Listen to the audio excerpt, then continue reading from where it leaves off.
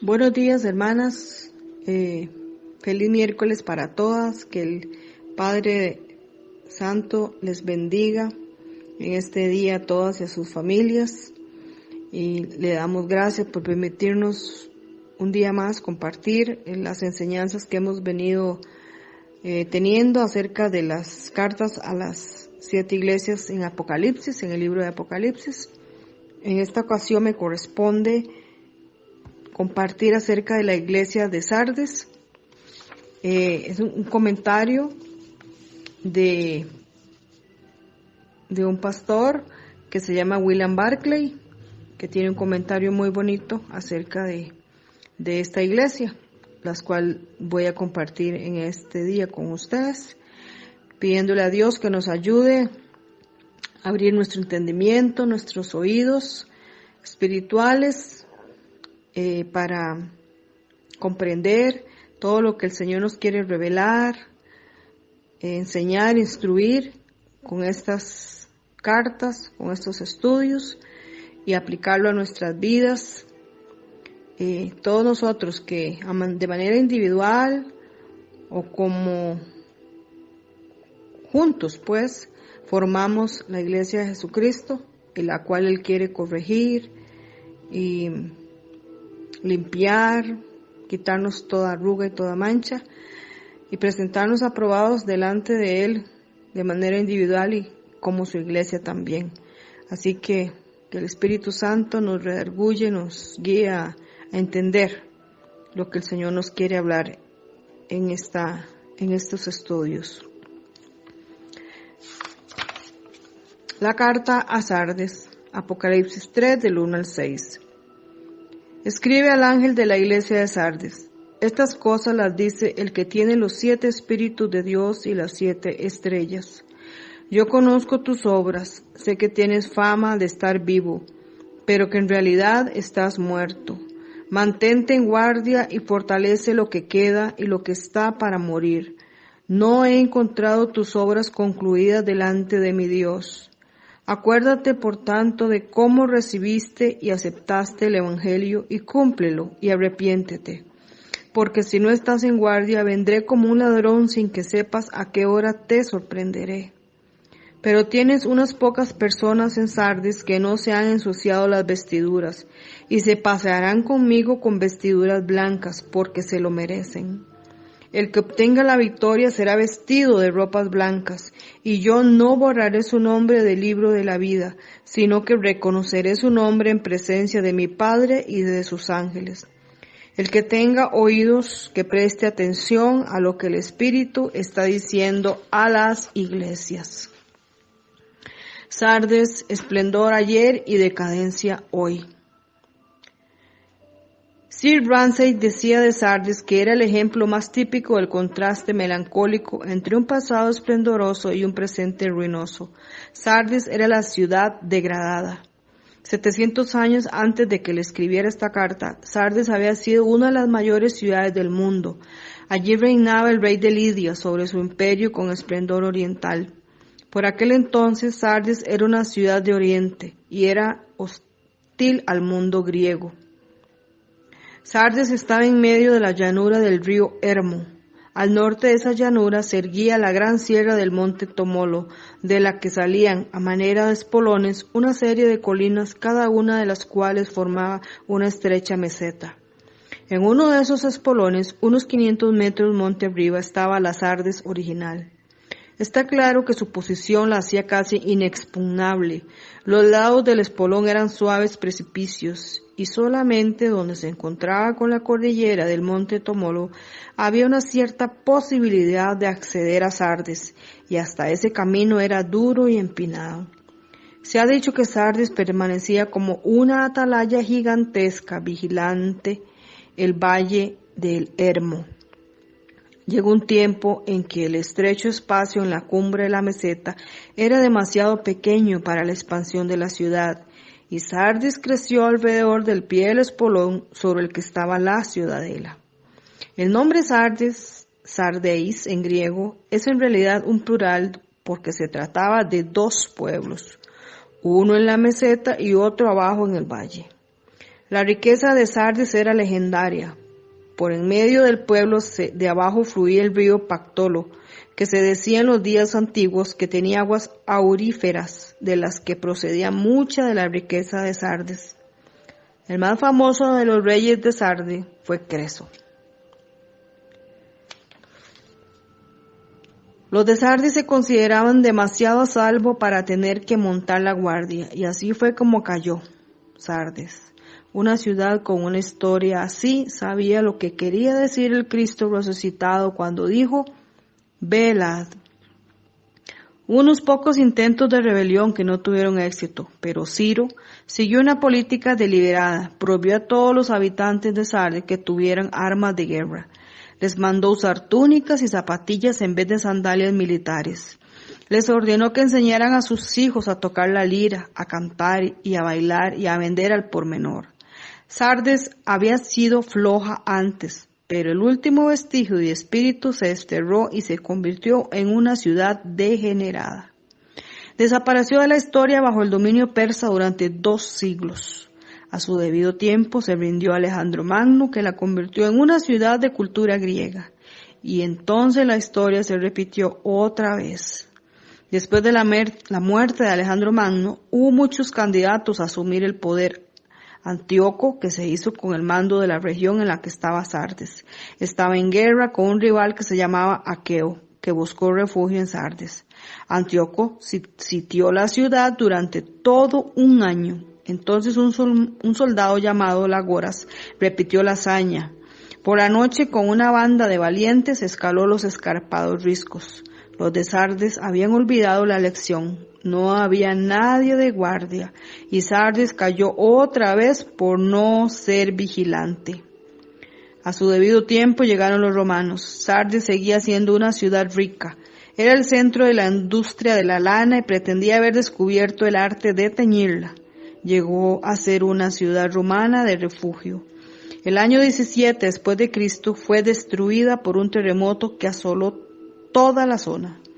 El emperador romano Tiberio tuvo la amabilidad de perdonarle el tributo durante 5 años y le hizo una donación de 10 millones de sestercios, como 100 millones de pesetas, pero teniendo en cuenta que el jornal de un obrero era el equivalente a 10 pesetas. Cuando Juan le escribió esta carta, Sardis era una ciudad rica pero degenerada. Hasta la antes gran ciudadela ya no era más que un monumento antiguo en la cima de la colina. Era una ciudad sin vida y sin espíritu. Sus habitantes eran blandos, los descendientes de aquellos que perdieron la ciudad en 2 ocasiones porque eran demasiado perezosos para estar de guardia. En esa atmósfera deprimente, también la iglesia cristiana había perdido su vitalidad y era un cuerpo muerto más que una iglesia viva. Sardis muerta en vida. Al principio de esta carta, el Cristo resucitado se describe en 2 frases. Él es el que posee los 7 espíritus de Dios. Ya nos hemos encontrado esta extraña frase en Apocalipsis 1:4. Su significado tiene 2 aspectos. Denota el espíritu con sus 7 dones, una idea basada en la descripción del espíritu en Isaías 11:2. Denota el espíritu en sus 7 operaciones. Hay 7 iglesias, pero en cada una de ellas el espíritu opera con toda su presencia y poder. Los 7 espíritus representan la plenitud de los dones del espíritu y de su presencia. Él es el que tiene las 7 estrellas que representan las 7 iglesias y sus ángeles. La iglesia es posesión de Jesucristo. Muchas veces los hombres actúan como si la iglesia les perteneciera a ellos, pero pertenece a Jesucristo y todos los que hay en ella son sus siervos.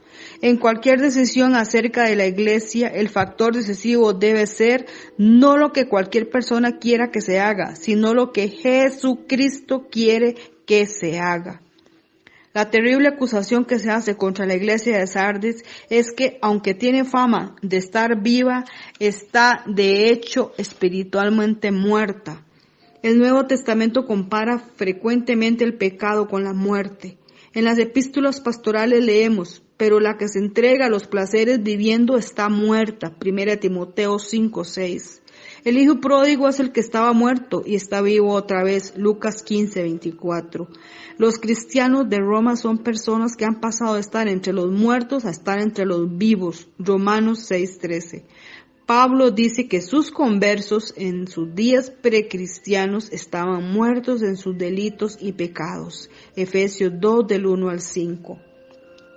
El pecado es la muerte de la voluntad. Si uno acepta las invitaciones del pecado durante un tiempo suficientemente largo, llega a un estado cuando ya no puede aceptar ninguna otra invitación.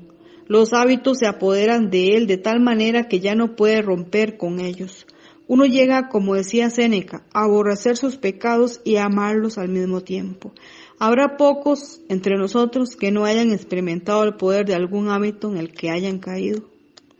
El pecado es la muerte de los sentimientos. El proceso hasta llegar a ser esclavo del pecado no transcurre de la noche a la mañana. La primera vez que una persona comete un pecado, lo hace con muchos remordimientos. Pero llega el día, si sigue frecuentando lo que le está prohibido, cuando hace sin ningún remordimiento lo que en su tiempo le habría horrorizado. El pecado, como decía Burns, petrifica el sentimiento. El pecado es la muerte de todo lo amable. Lo terrible del pecado es que puede apoderarse de las cosas más preciosas y convertirlas en algo horrible. Por medio del pecado, la aspiración de lo más alto se convierte en un anhelo de poder.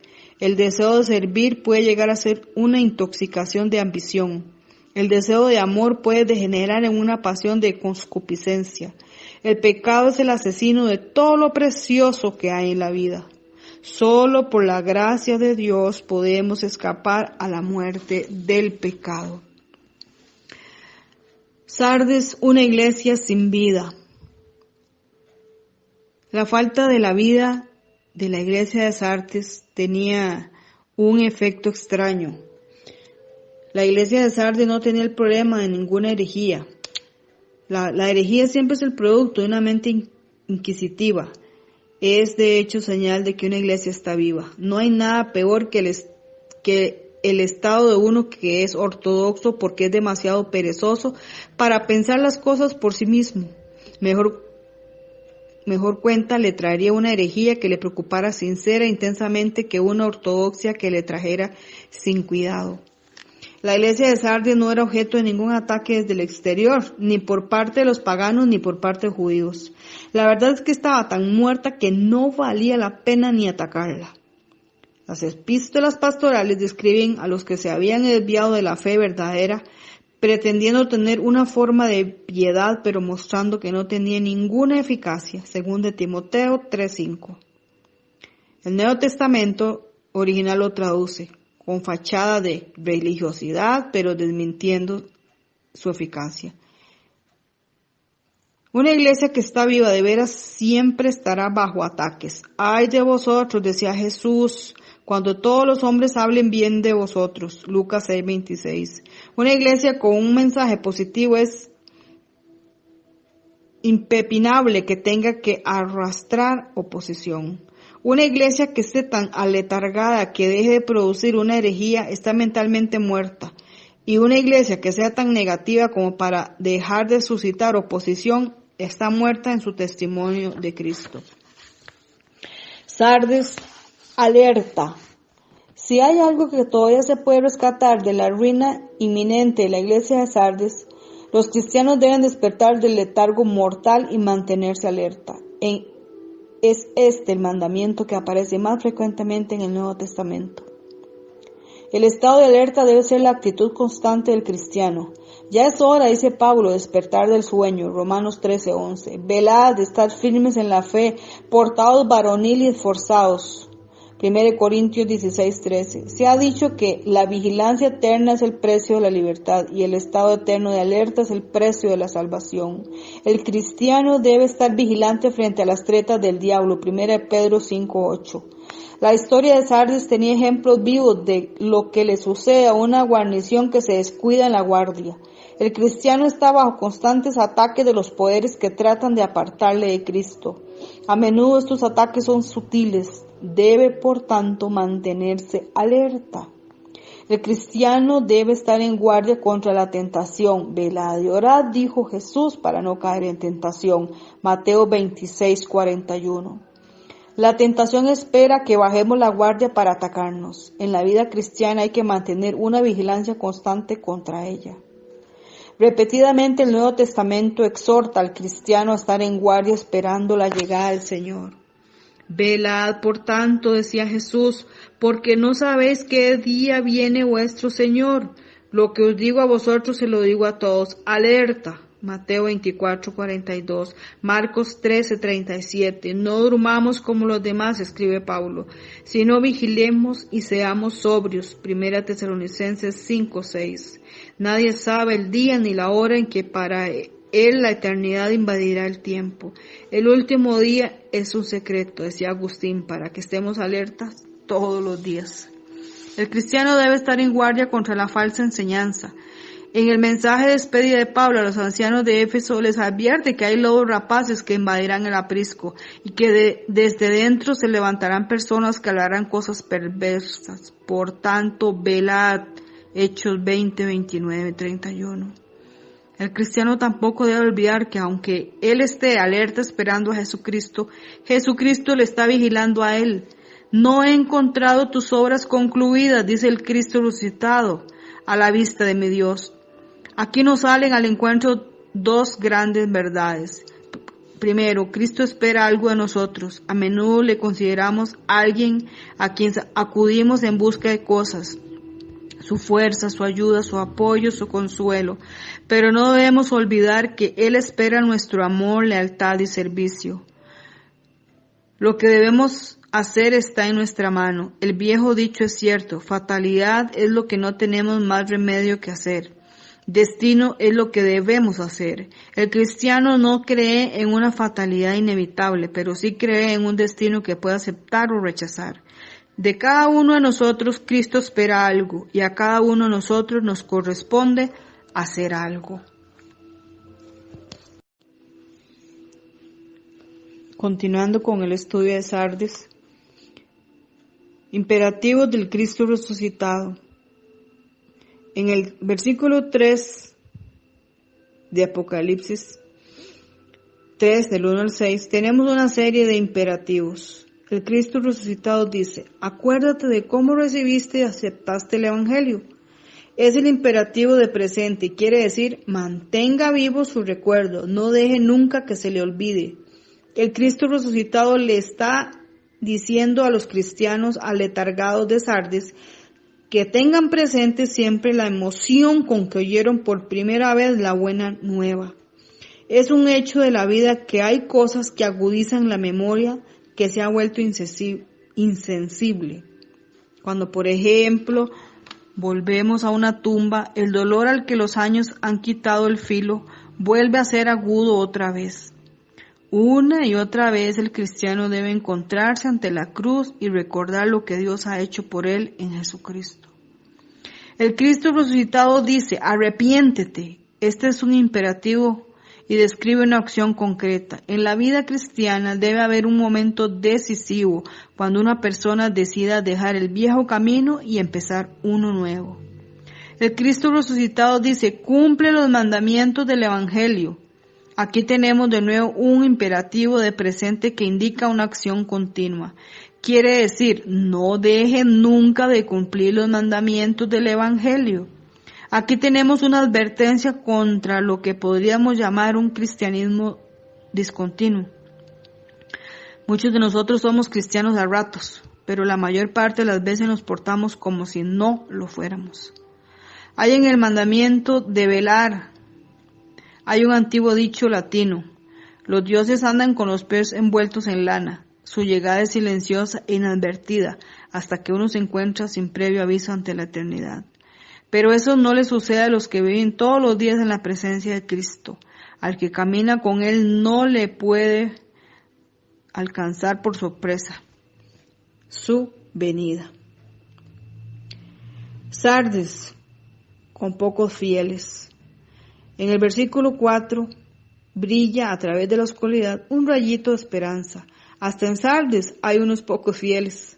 Cuando Abraham estaba intercediendo ante Dios por Sodoma, le decía, lejos de ti, que hagas morir al justo con el impío. Génesis 18:25.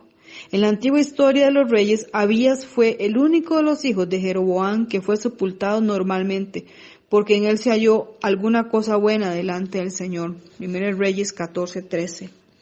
Dios nunca deja de buscar a los fieles, que no se le pierden en la multitud de los malvados. Se dice de los fieles que no se han ensuciado las vestiduras. Santiago hablaba con respeto y admiración de la persona que se guardaba sin mancha del mundo. Santiago 1:27. Aquí puede haber dos alusiones.